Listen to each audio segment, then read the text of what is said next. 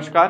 Patel tutorial के CNA series में आप सभी का स्वागत है। आज हम लोग राष्ट्रीय एवं अंतर्राष्ट्रीय मुद्दों पर चर्चा करेंगे, जैसे आईपीसी, सीआरपीसी और एविडेंस एक्ट में किए गए संशोधन, नारी शक्ति वंदन अधिनियम और भी बहुत महत्वपूर्ण टॉपिक है जिस पर हम आज चर्चा करने वाले हैं। तो चलिए आज का सीरीज हम चालू करते हैं। जो हमारे आईपीसी, सीआरपीसी और एविडेंस एक्ट में किए गए संशोधन है उस पर हम बात कर लेते हैं। सबसे पहले आपको आईपीसी, सीआरपीसी जो और एविडेंस एक्ट में संशोधन किया गया है तो उसके ईयर को सबसे पहले आपको याद रखना है। तो आईपीसी जो है, इंडियन पिनल कोड 1860 में संशोधन किया गया है। दंड प्रक्रिया संहिता CRPC, code of criminal procedure 1973 में संशोधन किया गया है। और भारतीय एविडेंस एक्ट जो है वो 1872 में संशोधन किया गया है। तो इस प्रकार से कुछ बदलाव किए गए हैं। तो ये बदलाव की आवश्यकता हमको क्यों पड़ी, हम इसको भी याद रख लेते हैं। आवश्यकता इसलिए पड़ी कि कानूनों का सरलीकरण करना है, क्योंकि उस समय 1860, जैसे आप जान पा रहे होंगे, जो प्रथम विधि आयोग के अध्यक्ष के रूप में जैसे मैकाले जी थे, उनके मसौदा पर यह नियम और कानून की नियमावली तैयार किया गया था जो ब्रिटिशर्स के अनुरूप था। लेकिन समय की मांग को देखते हुए अब वर्तमान में हमें महसूस हुआ और हमें इस कुछ नियम में बदलाव की आवश्यकता पड़ी। इसलिए सरकारों के द्वारा इनमें कुछ संशोधन का प्रावधान किया गया है। अब सरकार का उद्देश्य ये था कि जो कानून में दंड का प्रावधान है, तो कानूनों में किसी भी अपराध के लिए हमको न्याय देना है लोगों को। तो सरकार का उद्देश्य था दंड देना नहीं, न्याय सुनिश्चित करना। इसलिए दंड के शब्दों के जगह न्याय शब्द का प्रयोग किया गया है। और अब भारतीय दंड संहिता ना बोल करके भारतीय न्याय संहिता कहा जाएगा। क्लियर? सेम उसी प्रकार दंड प्रक्रिया संहिता का संशोधन करने के बाद अब भारतीय नागरिक सुरक्षा संहिता कहा जाएगा। और इसी प्रकार भारतीय जो एविडेंस एक्ट में संशोधन किया गया है तो भारतीय साक्ष्य अधिनियम 2023 कहा जाएगा। इस प्रकार से कुछ परिवर्तन किए गए हैं और ये परिवर्तन थोड़ा बहुत नहीं है, बहुत अमूलचूल परिवर्तन किया गया है, ताकि कहीं ना कहीं जो न्याय प्रक्रिया है उसमें तेजी ले आ सके। आप कानूनों पे, कुछ ऐसे कानून थे जिसमें सजा का प्रावधान नहीं था, उसमें सजा लेकर के आया गया है। कठोर कानूनों का प्रावधान भी किया गया है। तो कुछ बहुत ज्यादा अमूलचूल परिवर्तन हुआ है। तो आइए हम शुरुआत करते हैं। हमारे एग्जाम के दृष्टिकोण से ये ईयर को पूछा जा सकता है, इसलिए आप इसको याद रखें। इसका नामकरण को पूछा जा सकता है, तो अब जो नाम चेंज हो चुका है उसको आप याद रखें। इसके बाद हम देखते हैं जो हमारा पहला जो है भारतीय न्याय संहिता, जो इंडियन पिनल कोड, जो भारतीय दंड संहिता के नाम से प्रचलित था 1860 का, अब उसे संशोधन करके भारतीय न्याय संहिता कहा जाएगा। क्लियर है? सबसे काफी महत्वपूर्ण पॉइंट ये याद रखना है, पहले इसमें धाराएं जो था वो 511 था, अब केवल 358 ही धाराएं हैं। साथ ही साथ में जो 19 धारा पहले जो थे उसको समाप्त कर दिया गया है और नए 21 अपराधों को शामिल भी किया गया है। इसीलिए हम समय के अनुरूप देख रहे थे कि अपराध घटित हो रहा है, लेकिन नियमावली नहीं तैयार थी और हम सजा का प्रावधान नहीं कर पा रहे थे। इसलिए 21 नए अपराध को लेकर के आए हैं जिसकी हमको जरूरत नहीं थी। ऐसे 19 धाराओं को हम क्या कर दिए हैं, निरस्त कर दिए हैं। और साथ ही साथ में ये जो आप टेबल देख पा रहे हैं, ये टेबल केवल आपको ये जानकारी देने के लिए है कि इसमें बहुत बड़ा बदलाव किया गया है। जैसे बदलाव क्या हुआ है, 41 अपराधों में कारावास मतलब जो सजा की अवधि है वो बढ़ा दी गई है। 82 अपराधों में जुर्माना बढ़ाया गया है। 25 अपराधों में अनिवार्य न्यूनतम सजा आपको काटना ही है, ये आपको याद रखना है। क्लियर है? और साथ ही साथ में 6 अपराधों में सामुदायिक सेवा, कम्युनिटी सर्विस भी प्रावधान के रूप में रखा गया है। अब ये सामुदायिक सेवा क्या है, मान लो कोई ऐसा छोटा मोटा अपराध जिसमें हम जेल ना भेजे, मतलब सजा तो दिया जाए लेकिन अब हर किसी को जेल भेज देंगे तो देख पा रहे हैं जेलों की संख्या भी क्या है, आपका सीमित है। ठीक, तो सबको जेल भेजने लगेंगे तो फिर जो बड़े अपराध कर रहे हैं उनको फिर कहां रख पाएंगे। इसीलिए यदि छोटे मोटे अपराध करते हैं तो वो कुछ सामुदायिक सेवा के रूप में सजा काटेंगे, जैसे वृद्धा आश्रम 2 महीने के लिए भेज दिया जाएगा सेवा करने के लिए, सामाजिक स्थलों पर साफ सफाई के लिए भेज दिया जाएगा। तो इस प्रकार से आपको याद रखना, ये होता है सामुदायिक सेवा। ठीक, अब हम देखते हैं दूसरा, अगर हम बात करते हैं तो भारतीय नागरिक सुरक्षा संहिता जो है वो किसको रिप्लेस किया है, किसमें संशोधन किया गया है, तो सीआरपीसी में आपका संशोधन किया गया है। सीआरपीसी 1973 में संशोधन किया गया है, याद रखिएगा। अभी अब वर्तमान में अगर हम बात करेंगे तो ये 531 धारा है, पहले 484 धारा होती थी।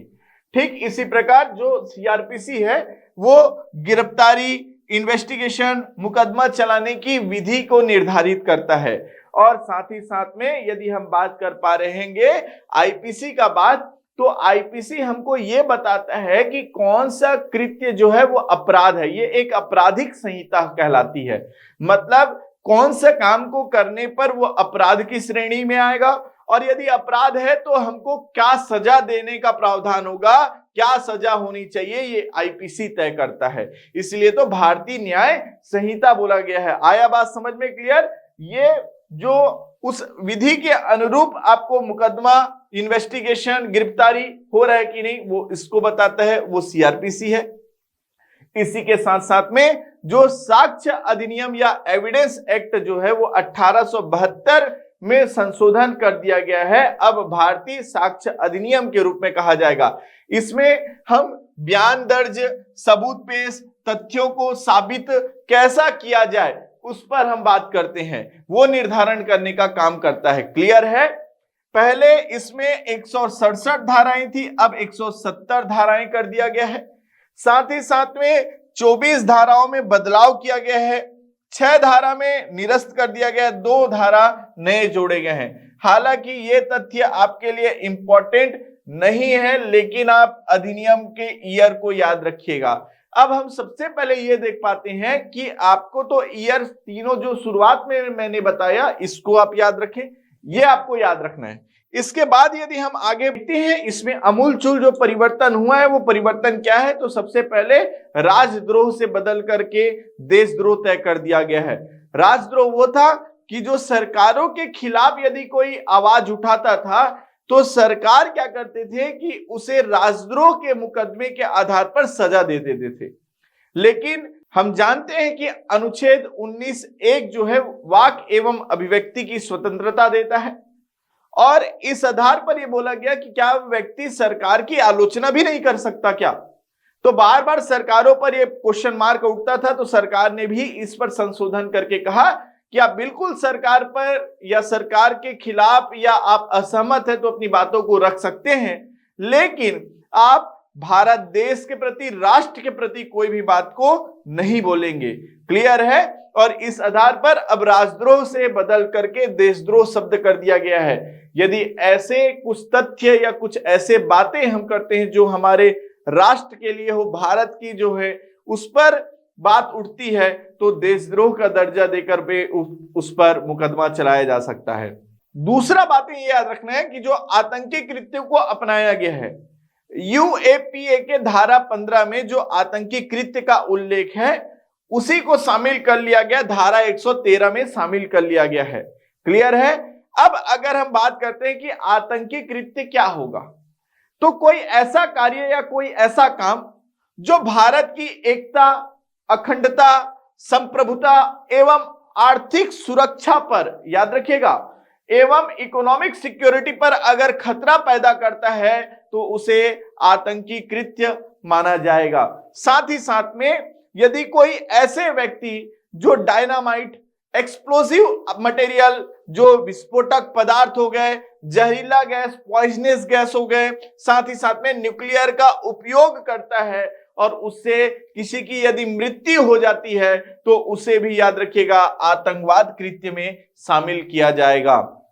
इस प्रकार से दंड का प्रावधान जो है वो जटिल करने का प्रयास किया गया है कि कोई भी से ऐसी गतिविधियां ना हो, क्योंकि हम बार बार जानते हैं कि किसी भी प्रकार से आप देख पा रहे होंगे कि कभी कभी ऐसे घटना, आतंकवादी घटना हो जाते हैं, साथ साथ में घुसपैठियों के द्वारा आपका आतंकी हमले हो या फिर आपका संसद में हमले हो, तो ये सभी प्रकार को रोकने के लिए इस प्रकार से प्रावधान किए गए हैं। अब इसके बाद हम देखते हैं तो कुछ महिलाओं एवं बालिकाओं के लिए भी प्रावधान किया गया है सरकारों के द्वारा, क्योंकि महिला सशक्तिकरण को हमको बढ़ावा देना है, इसलिए महिला का सुरक्षा भी हमको करना होगा। इसी उद्देश्य से सरकार के द्वारा प्रयास किया गया है कि यदि 18 वर्ष से कम उम्र की अगर महिला है, तो यदि रेप या आपका बलात्कार की घटना होती है तो ऐसे अपराधियों को आजीवन कारावास या मृत्यु दंड का भी सजा देने का प्रावधान रखा गया है। साथ ही साथ में यदि गैंग रेप के मामला होते हैं तो 20 साल की सजा या आजीवन कारावास की सजा का प्रावधान रखा गया है। साथ ही साथ संशोधन करने के बाद कुछ कानूनों में मानसिक बीमारी के स्थान पर मानसिक विकृति शब्द का प्रयोग किया गया है। सामुदायिक सेवा को धारा 23 के तहत परिभाषित जो कि हम लोग कम्युनिटी सर्विसेज को देखे हैं, इसको भी याद रखिएगा। मॉब लिंचिंग में अब दंडित किया जाएगा और यह दंड जो है वो मृत्यु दंड तक हो सकता है। मॉब लिंचिंग मतलब ये कि यदि 5 से ज्यादा कोई व्यक्ति जो है यदि किसी को मार देते हैं, आया बात समझ में, हत्या कर देते हैं, तो इस प्रकार से सजा के लिए 7 साल का सजा का प्रावधान था, लेकिन अब ये सजा को बढ़ा दिया गया है और मृत्यु दंड तक भी देने का प्रावधान रखा गया है। इसको भी आप याद रखेंगे। क्लियर है? इसके बाद अगर हम बात करेंगे तो हिट एंड रन केस में सजा हम देख पाते हैं कि यदि कोई वाहन से दुर्घटना घटित होता है और वो व्यक्ति दुर्घटना करने के बाद अगर फरार हो जाता है तो उसके लिए 10 साल का सजा का प्रावधान है। साथ ही साथ में महिला की सुरक्षा के लिए और भी एक चीज है कि यदि कोई व्यक्ति विवाह का झांसा देकर के संबंध बनाता है तो उसके लिए भी सजा का प्रावधान रखा गया है। ठीक, यदि 1/3 सजा काट चुके कैदी को अंडर ट्रायल जमानत का प्रावधान रखा गया है। मृत्यु दंड की सजा आजीवन कारावास से कम नहीं होगा कहते हैं, यदि बदलाव होता भी है तो आजीवन कारावास से कम नहीं होगा। आजीवन कारावास में कम से कम 7 साल जेल में रहना होगा। ठीक, एविडेंस तलाशी और जब्ती में वीडियो रिकॉर्डिंग करना अनिवार्य होगा। क्लियर है? पुलिस स्टेशन में पड़ी संपत्ति का वीडियोग्राफी करवाकर 30 दिनों के अंदर इसे नीलाम किया जाएगा। नीलामी करते हैं और पैसे को कोर्ट में पेश कर दिया जाएगा, जमा कर दिया जाएगा। क्लियर होगा? याद रखना है। पुलिस को शिकायत के 3 दिनों के भीतर ही एफआईआर दर्ज करना होगा। ठीक है, तो इस प्रकार पुलिस पर भी कठोर नियमावली तैयार करने का प्रावधान किया गया है कि आप अगर शिकायत होता भी है तो आप 3 दिन के भीतर ही एफआईआर दर्ज करेंगे। साथ ही साथ में और भी कुछ महत्वपूर्ण प्रावधान है तो उसको भी हम देख लेते हैं। यदि कोई व्यक्ति ऑनलाइन एफआईआर दर्ज कराना चाहता है तो ऑनलाइन एफआईआर दर्ज करने के बाद याद रखिएगा 2 दिन के भीतर जाकर के सबूत इकट्ठा करने का काम किया जाएगा। क्लियर है? उनके पास जाएंगे और सबूतों को इकट्ठा करने का प्रयास करेंगे। साथ ही साथ में 0 एफआईआर, यदि किसी प्रकार की घटना घटित होती है और आप जो है वो तुरंत किसी थाने में जाकर के एफआईआर करा सकते हैं, लेकिन उसे 24 घंटे के भीतर जो आपका क्षेत्र है वहां ट्रांसफर कर दिया जाएगा। क्लियर है? याद रखिएगा 0 एफआईआर। चार्जशीट दाखिल करने के लिए 90 दिन का समय सीमा दिया गया है। याद रखिएगा, काफी इंपॉर्टेंट है। यदि जो बलात्कार पीड़िता की जांच रिपोर्ट, जो मेडिकल रिपोर्ट है, उसे 7 दिन के भीतर जो है पुलिस थाना में और न्यायालय में जमा करना होगा। ठीक है, निर्णय और सजा के बीच में अंतराल 7 दिन का होगा।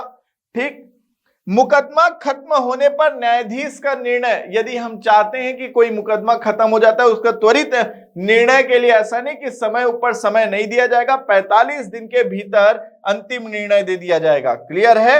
आरोपी द्वारा आरोप मुक्त का निवेदन 60 दिन के भीतर हो सकता है। दया याचिका, यदि सुप्रीम कोर्ट किसी अपील को खारिज कर देता है तो दया याचिका दाखिल 30 दिन में ही किया जाएगा। तो इस प्रकार जो है वो आईपीसी, सीआरपीसी और एविडेंस एक्ट में परिवर्तन किया गया है। चलिए अब हम लोग नेक्स्ट टॉपिक देखते हैं, और वो हमारा नेक्स्ट टॉपिक है आपका नारी शक्ति वंदन अधिनियम 2023। काफी इंपॉर्टेंट होने वाला है, ध्यान रखिएगा। सबसे महत्वपूर्ण पॉइंट, जब विशेष सत्र चल रहा था नए संसद में, तब ये अधिनियम क्या होता है आपका पारित होता है सितंबर में। क्लियर है। अब विधेयक प्रस्तुत जो है वो अर्जुन राम मेघवाल जी करते हैं लोकसभा में, और उसके बाद पारित होता है, फिर राज्यसभा में भी पारित हो जाता है। और ये संशोधन अधिनियम जो है वो 128वां है। तो 128वां संविधान संशोधन अधिनियम याद रखिएगा कौन सा है, तो नारी शक्ति वंदन अधिनियम। इसका उद्देश्य क्या है, तो महिला सशक्तिकरण को बढ़ाना, साथ ही साथ में जो हमारे संसद में नए नए नीति नियम का निर्माण होता है तो उसमें महिला की भी भागीदारी होना चाहिए। क्लियर है। इसलिए याद रखिएगा कि नीति निर्धारण के महिला की भूमिका को सशक्त बनाना यह हमारा उद्देश्य है। तो इसमें होगा क्या, तो ध्यान रखिएगा लोकसभा एवं विधानसभा में महिलाओं के लिए 33% आरक्षित कर दिया गया है सीटों को। क्लियर है। तो लोकसभा एवं विधानसभा में महिलाओं को मिलेगा 33% आरक्षण, जिसमें खास बात ये याद रखिएगा इसमें जो एसटी एससी महिला हैं उनको उप आरक्षण जो है इसी में ही शामिल होगा। ठीक है, समझ में आया। जो 33% आरक्षण महिलाओं को मिल रहा है, तो एसटी एससी का जैसे मान लो आपको आरक्षित सीट है, उसमें आपको याद रखना है कि आपको 33% जो है वो महिला का सीट होगा। क्लियर है। निर्वाचन क्षेत्र में रोटेशन होगा। इसमें किस प्रकार से हम करेंगे, तो आप याद रखिएगा इसमें रोटेशन का प्रावधान होगा निर्वाचन क्षेत्र में। जैसे आप देख पाते हैं कि अगर परिसीमन नहीं हुआ रहता है तो कोई एक सांसद जो है वो लगातार बार बार सांसद बनते रहता है, तो एक बार सांसद बना तो हो सकता है उसके बाद उसका निर्वाचन क्षेत्र क्या हो जाएगा, बदल जाएगा। क्लियर है। तो इस प्रकार से निर्वाचन क्षेत्रों में रोटेशन होगा। लोकसभा में जैसे 543 सीट है, तो उसमें लगभग 181 सीट महिलाओं की होंगी। आया बात समझ में। क्लियर। इस बड़ा जो है इस प्रकार का निर्णय लिया गया है ताकि महिला सशक्तिकरण को बढ़ावा हो सके। ठीक। अब इसके साथ साथ में यदि हम कुछ बात करें महत्वपूर्ण पॉइंट, तो कुछ संशोधन भी करना होगा। जैसे अनुच्छेद 239 ए दिल्ली विधानसभा में हम महिलाओं के सीट के आरक्षण के लिए संशोधन किया गया। ठीक। अनुच्छेद 330 ए लोकसभा में, अनुच्छेद 332 ए विधानसभा में, और अनुच्छेद 334 ए में जो आरक्षण के लिए जो आपका समय निर्धारित किया गया है उस पर संशोधन किया गया। नारी शक्ति वंदन अधिनियम जो होगा वो केवल 15 वर्ष के लिए लागू होगा, बाद में इसे संसद जो है वो बढ़ा सकता है। क्लियर है। लेकिन याद रखना ये पारित तो हो गया, लेकिन अभी त्वरित रूप से इसका क्रियान्वयन मतलब लागू नहीं होगा। 2024 में जैसे लोकसभा चुनाव है तो इस पे लागू नहीं हो रहा है। क्लियर है। ये लागू जो है जब परिसीमन जो 2026 में होने के बाद आगामी जो हो सकता है 2029 लोकसभा में ये आपका लागू हो जाए। क्लियर हुआ। आया बात समझ में। खास बात ये कि ये राज्यसभा एवं विधान परिषद में लागू नहीं होगा, केवल लोकसभा और विधानसभा में लागू होगा, राज्यसभा एवं विधान परिषद में लागू नहीं होगा नारी शक्ति वंदन अधिनियम। 454 मत इनके पक्ष पर प्राप्त हुए और उसी प्रकार राज्यसभा में 215 मत जो है वो पक्ष पर प्राप्त हुए हैं। ये हम संसद टीवी का जो है उनके आधार पर हमने इस डाटा को लिया हुआ है, इसको आप याद रखिएगा। अब इसके बाद हमारा जो नेक्स्ट टॉपिक है वो है आपका राष्ट्रीय दूरसंचार विधेयक 2023। ये बिल जो है वो अश्विनी वैष्णव द्वारा प्रस्तुत किया जाता है और ये किसका स्थान लेगा, तो सबसे पहले याद रखना है भारतीय टेलीग्राफ अधिनियम 1885, उसी प्रकार भारतीय वायरलेस टेलीग्राफ अधिनियम 1933 और साथ ही साथ में टेलीग्राफ तार अधिनियम 1950 का स्थान लेगा। इसकी आवश्यकता क्यों पड़ रही है, तो आर्थिक एवं सामाजिक विकास के लिए कम्युनिकेशन का होना बहुत जरूरी है और वो कम्युनिकेशन दुरुस्त होना चाहिए, उसका मिसयूज नहीं होना चाहिए। साथ ही साथ में सुरक्षा दृष्टिकोण से काफी महत्वपूर्ण है। तो चलिए हम देखते हैं कि इसमें क्या क्या प्रावधान किया गया है, तो ध्यान से समझना है।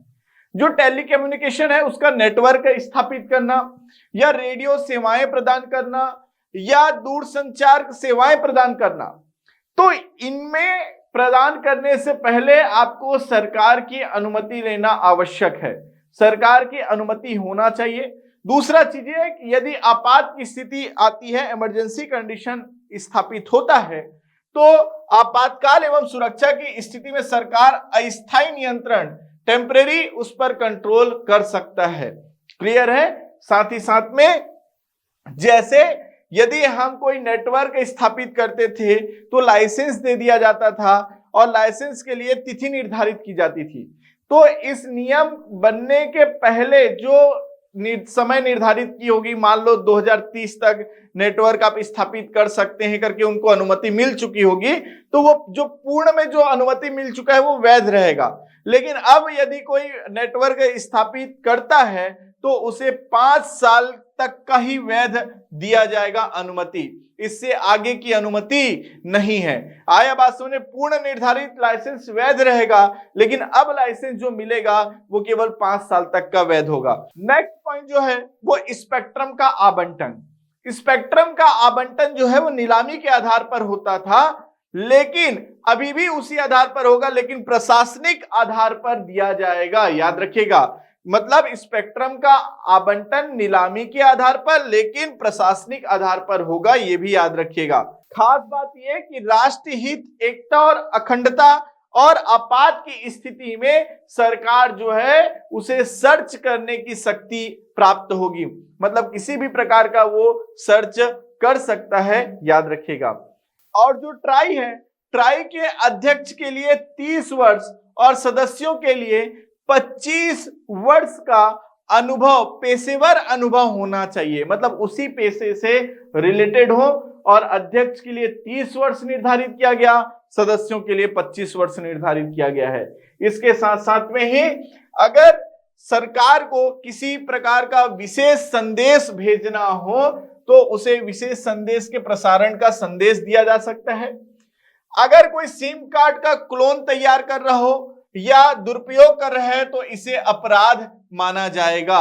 आया बात समझ में। साथ ही साथ में यदि कोई आप अपने किसी भी चीजों के लिए प्रमोशनल मैसेज भेजते हैं, प्रमोशन करना चाहते हैं किसी चीजों का, तो उसके पहले आपको सरकार की अनुमति लेनी होगी। आया बात समझ में। साथ ही साथ जो अथॉरिटी है, प्राधिकरण का जो नियम है, इस नियम और शर्तों का यदि उल्लंघन हम करते हैं तो 5 करोड़ रुपए तक का जुर्माना का प्रावधान रखा गया है। साथ ही साथ में अनाधिकृत उपकरण या नेटवर्क का उपयोग करने पर 10 लाख का जुर्माना और सक्षम अधिकारी इसकी जांच पड़ताल भी कर सकता है। और खास बात याद रखना है कि यदि अथॉरिटी के बिना यदि टेलीकम्युनिकेशन दूरसंचार में यदि सेवाएं प्रदान करते हैं तो 3 साल की सजा या 2 करोड़ रुपए का जुर्माना या दोनों हो सकता है, यह भी याद रखिएगा। 3 साल की सजा या 2 करोड़ का जुर्माना, साथ ही साथ में या दोनों का भी प्रावधान है रखा गया है। तो ये जो था वो हमारा दूरसंचार विधेयक 2023 के बारे में था, तो इसे आप याद रखेंगे। साथ ही साथ में आप महत्वपूर्ण पॉइंट कि आपको ट्राई के अध्यक्ष का वर्ष 30 वर्ष और सदस्यों के लिए 25 वर्ष, ये आपको याद रखना है। क्लियर है। आगे अब हम नेक्स्ट टॉपिक में बढ़ते हैं। हमारा नेक्स्ट टॉपिक जो है वो है इंडिया यूथ गेम्स।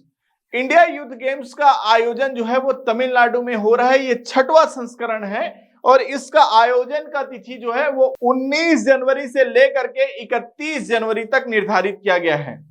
तमिलनाडु में ध्यान रखिएगा, जैसे चेन्नई, मदुरई, आपका त्रिची, कोयंबटूर, इसमें इसका आयोजन होगा। 27 खेल इसमें शामिल होंगे।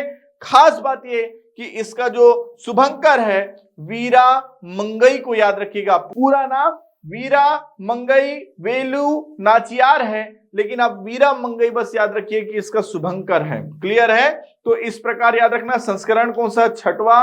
तिथि याद रखना है। कहां हो रहा है? तो तमिलनाडु में याद रखना है। ये प्रतियोगी परीक्षा के दृष्टिकोण से काफी इंपॉर्टेंट हो सकता है। याद रखिएगा, इंडिया यूथ गेम्स 2023 का जो आयोजन जो है 19 जनवरी 2024 से 31 जनवरी 2024 तक तमिलनाडु में किया जाना है। क्लियर है? याद रहेगा। अब हमारा जो है नेक्स्ट टॉपिक है वो है आपका सुशासन दिवस। आप सभी जान पा रहे हैं कि भारत के केंद्र में जो बीजेपी का सरकार और अभी छत्तीसगढ़ में भी बीजेपी का सरकार, मतलब डबल इंजन की सरकार होने के कारण हमारे लिए अटल बिहारी वाजपेयी पहले से बहुत ही इंपॉर्टेंट थे और अब बहुत ज्यादा इंपॉर्टेंट हो गए हैं। क्लियर है? इनके जो 99 जयंती जो है वो 25 दिसंबर 2023 को मनाया गया है और ये 25 दिसंबर को हम सुशासन दिवस के रूप में मनाते हैं, इसलिए आपको बार बार पूछे जाने की संभावना बन सकती है, क्योंकि छत्तीसगढ़ में राज्य सरकार के द्वारा 25 दिसंबर को भी कुछ महत्वपूर्ण घोषणाएं की गई है। यह घोषणा हम शुक्रवार के सीरीज में छत्तीसगढ़ वाले टॉपिक में हम पढ़ने वाले हैं, तो उसको भी हमको याद रखना है। 2014 से इस मतलब सुशासन दिवस का प्रारंभ किया जाता है, 25 दिसंबर को मनाया जाएगा करके। क्लियर है? इसका उद्देश्य होता है कि हम जानते हैं कि अटल बिहारी वाजपेयी जी हैं, उनका जो व्यक्तित्व इतना बड़ा है, उनसे इतना ज्यादा मार्गदर्शन या सीखने को मिलता है, इसीलिए भारत के प्रत्येक नागरिक को सरकार के जवाबदेही की जागरूकता पैदा करना ये उद्देश्य था। आया बात समझ में? क्लियर? तो इसको हमको याद रखना है। अब हमारा जो नेक्स्ट टॉपिक है वो है आपका गणतंत्र दिवस मुख्य अतिथि। गणतंत्र दिवस जो है इस बार का जो है वो 75वें क्रम का होगा और इस बार हमने मुख्य अतिथि के रूप में फ्रांस के राष्ट्रपति को आमंत्रित किए हैं। फ्रांस के राष्ट्रपति हैं, उनका नाम इमैनुएल मैक्रो है। याद रखिएगा, क्या नाम? इमैनुएल मैक्रो इनका नाम है। याद रखिएगा, ये फ्रांस के राष्ट्रपति हैं। इसके पहले 74वां गणतंत्र दिवस जब मनाया गया था तो उस समय मिस्र के राष्ट्रपति को आमंत्रित किया गया था और उसका नाम अब्देल फतह अल सीसी थे। याद रखिएगा, अब्देल फतह अल सीसी जो है वो मिस्र के राष्ट्रपति थे और वो 74वें गणतंत्र दिवस में आए थे। अभी 75वें गणतंत्र दिवस में याद रखना है किनको आमंत्रित किया जा रहा है, तो इमैनुएल मैक्रो को। क्लियर है? इस बातों को हमको ध्यान रखना है। क्लियर? समझ में आया? ठीक। अब जो हमारा नया टॉपिक है वो है आपका टैगोर साहित्यिक पुरस्कार। ये इसका 6वां संस्करण था और अभी इसे हाल ही में जो दिया गया है वो है सुकृता पाल को दिया गया है। इसके पुस्तक के लिए इसे यह पुरस्कार दिया गया है। Salt and paper selected poems के लिए इसे दिया गया है। तो इस प्रकार हमको इतने टॉपिकों को याद रखना था आज के सीएनए सीरीज में। उम्मीद करता हूं कि आपको समझ में आया होगा और खास बात ये याद रखना है कि अभी जो आपका जो सीएनए का सीरीज चल रहा है वो आपको यूट्यूब पर मिल रहा था, लेकिन अब से ध्यान रखिएगा कि ये सीरीज को देखने के लिए आपको पटेल ट्यूटोरियल का मोबाइल ऐप डाउनलोड करना होगा, क्योंकि यह सीरीज केवल पटेल ट्यूटोरियल के मोबाइल ऐप पर ही उपलब्ध होगा। ठीक है? Thank you.